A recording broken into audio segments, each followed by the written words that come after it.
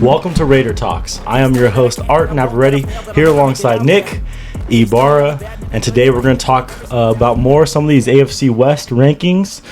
We get another ranking from a big time sports analyst in Colin Cowherd, and he puts Broncos at the number 1 spot. He goes ahead and put the Chiefs at the number 2 spot, and the Chargers at 3, Raiders at 4.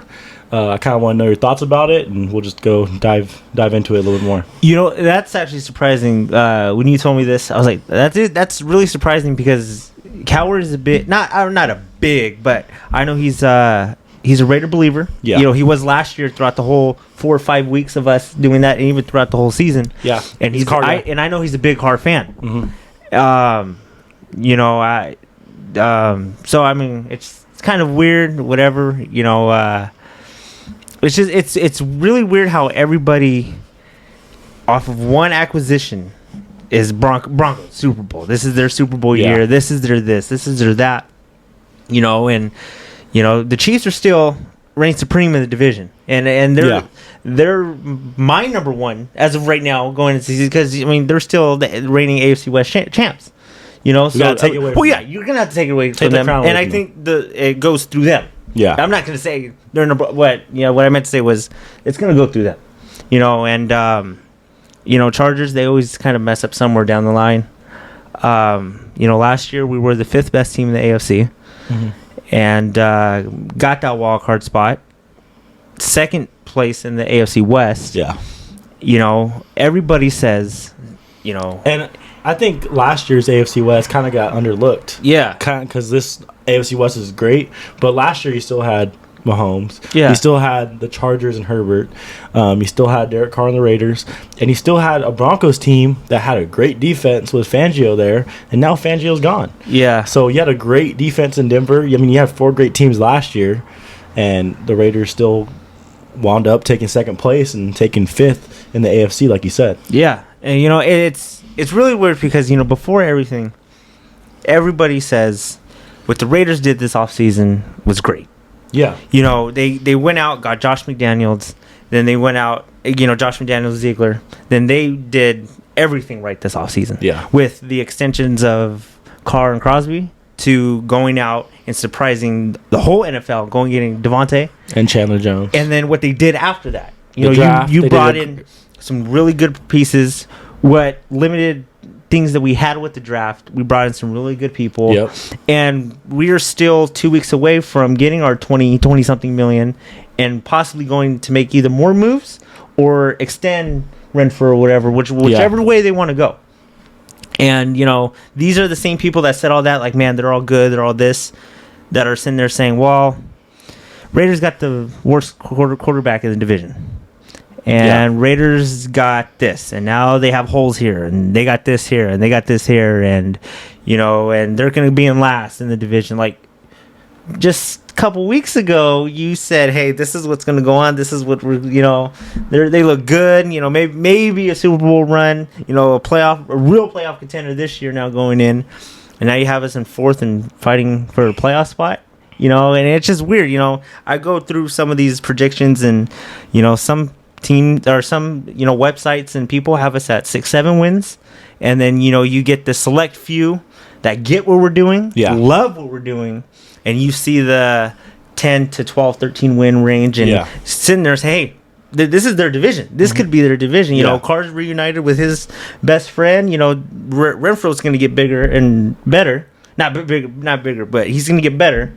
You know, and put up bigger numbers. You know, Waller, you know, he didn't play that much last year down the stretch. He's going to get better. You know, everybody in that offense is going to get better with the addition of McDaniels because he's an offensive guru. You know, and then what you did on defense, bringing in Chandler Jones and Rock Ya-Sin and everybody, I don't see why we're not up for that discussion.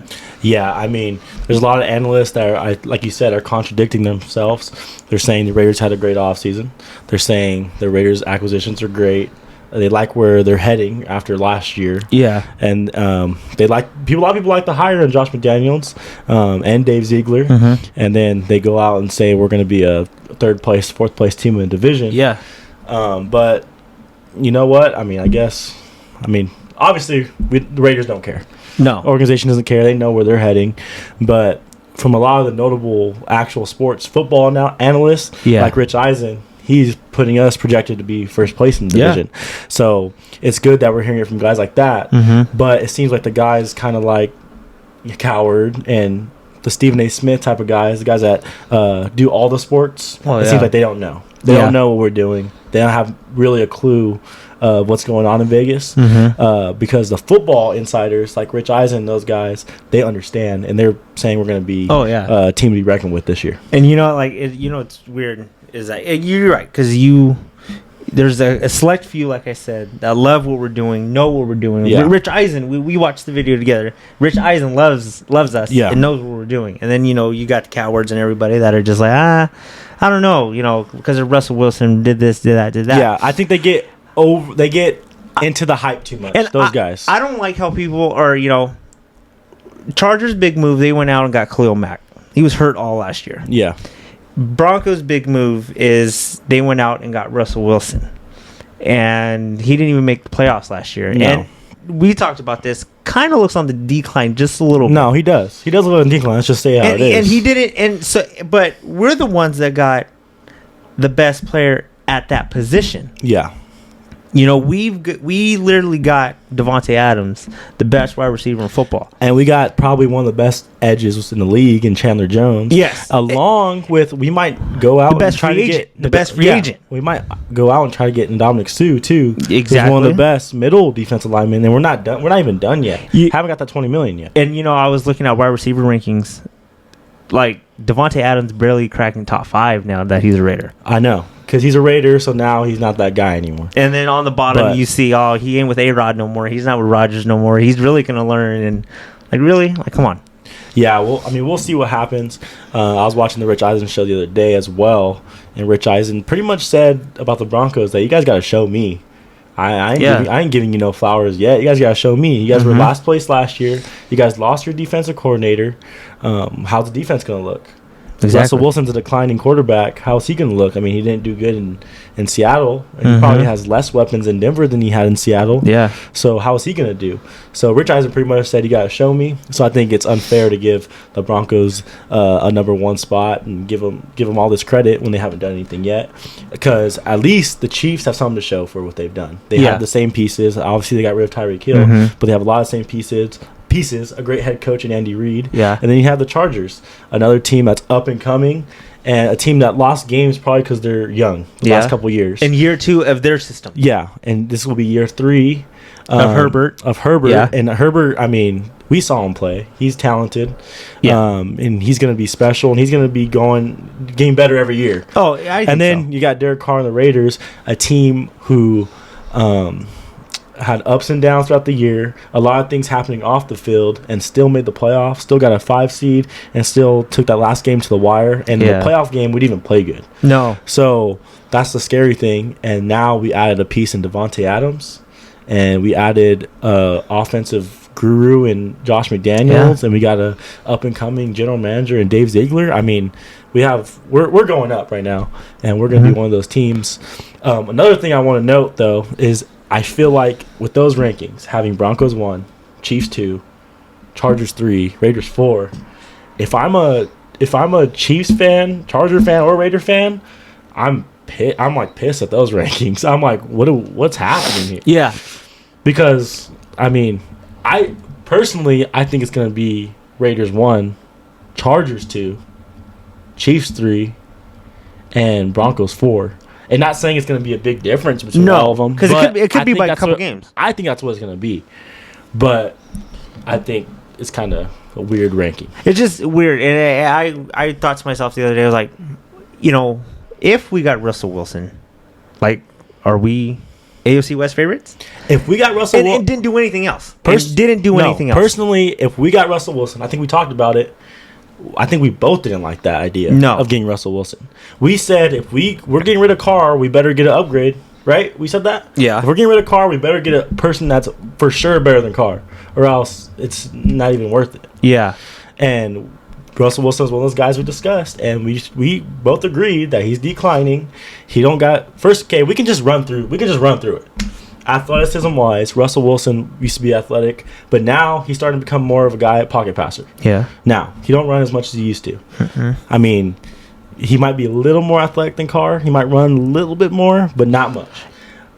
Carr's arm strength is way better than Russell Wilson's. Carr's IQ is better than Russell Wilson's, and I think Carr's just a good, solid top 10 quarterback. And the way I think Russell Wilson is not that right now. And the way Carr's with just everybody, and I think the biggest Him thing being for me, a good leader and a good person. the biggest thing for me this offseason was if you're gonna come in, bring in something better than Carr and like make sure it's good, because that chemistry that he has with everybody is gonna might die a little bit if he leaves. Yeah. And we kept everything intact. You brought in Devontae, which was a really good thing. But yeah, the thing that I was wondering the other day was like, if we got Russell Wilson and didn't do anything else, because Broncos didn't do anything else on the offensive side of the ball. No. Would we be AFC West favorites? No.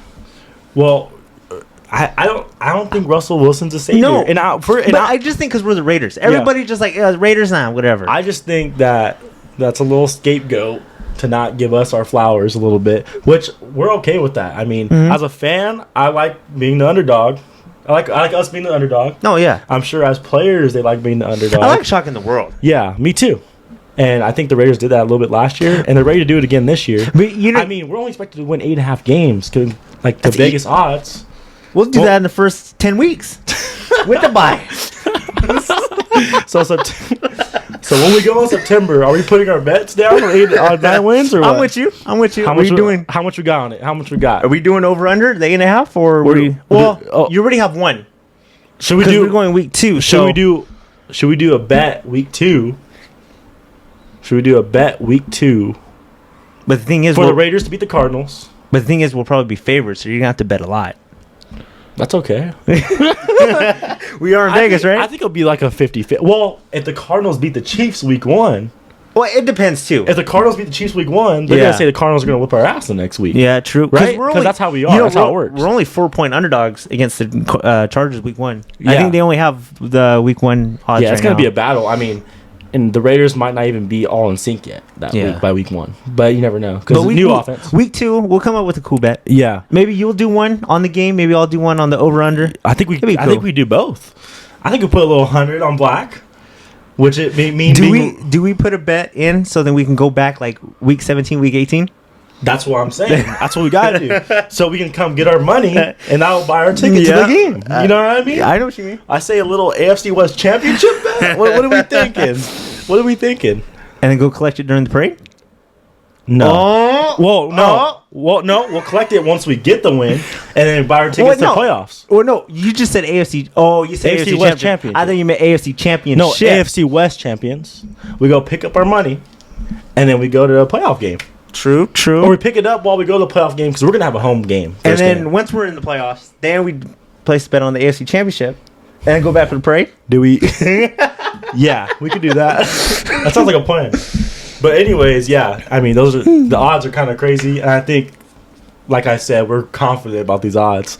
So, but it's going to be a fun season. I mean, it's going to be fun to be able to shock the world. It's going to be fun to be able to play the Broncos early and show them. Yeah, and I think what's finally cool and good is that no matter what they got us ranked, no matter what, like we know what we're gonna do. Yeah. Last year we went to the playoffs, and this just feels so much different than it did in 2016. Yeah. Because you kept everybody, you got stronger, and we did it with the interim head coach. So bring in a new one and a good one, and it feels a lot different. It feels a lot better and smoother to where I go into this season with everybody talking crap or however they want to do, and I am super confident that we can get 12 and 13 wins and be back in the tournament next year. Well, you heard from Derek. He said after 2016, he said, I think we got a little too confident. Yeah. Right? And he's talking about the team a little bit, and he's saying that he ain't going to let that happen again.